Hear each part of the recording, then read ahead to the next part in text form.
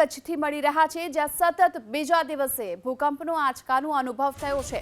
સવારે 6:04 2.6ની તીવ્રતાનો ભૂકંપનો આંચકો આવ્યો છે અને ભૂકંપનું કેન્દ્રબિંદુ દુધઈથી 28 કિલોમીટર દૂર નોંધાયું છે। જો કે સોમવારે લખપત નજીક પણ ભૂકંપનો આંચકો અનુભવાયો હતો અને ગઈકાલે જે ભૂકંપનો આંચકો આવ્યો હતો 3.7ની તીવ્રતાનો હતો અને આજે સવારે 6:04 ફરી એક વખત ભૂકંપનો આંચકો આવ્યો છે। 2.6ની તીવ્રતાનો આ ભૂકંપનો આંચકો અને ભૂકંપનું કેન્દ્રબિંદુ દુધઈથી 28 કિલોમીટર દૂર નોંધાયું છે અને સોમવારે પણ લખપત નજીક ભૂકંપનો આંચકાનો અનુભવ થયો હતો। સતત બીજા દિવસે કચ્છમાં ધરાધ્રુજી છે અને ભૂકંપનું કેન્દ્રબિંદુ દુધઈથી 28 કિલોમીટર દૂર નોંધાયું છે। જો કે સોમવારે લખપત નજીક પણ ભૂકંપનો આંચકો અનુભવાયો હતો અને ગઈકાલે જે ભૂકંપનો આંચકો આવ્યો હતો 3.7ની તીવ્રતાનો હતો અને આજે સવારે 6:04 ફરી એક વખત ભૂકંપનો આંચકો આવ્યો છે। 2.6ની તીવ્રતાનો આ ભૂકંપનો આંચકો અને ભૂકંપનું કેન્દ્રબિંદુ દુધઈથી 28 કિલોમીટર દૂર નોંધાયું છે